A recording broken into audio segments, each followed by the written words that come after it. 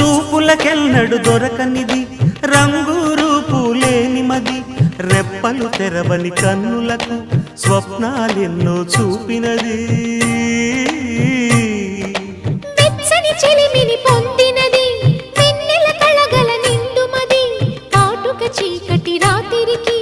బాటను చూపే నేస్తమది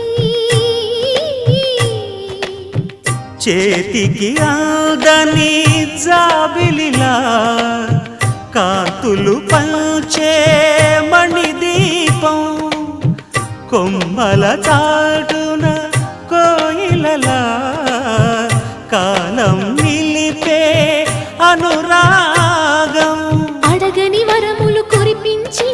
అమృత వర్షిణి అని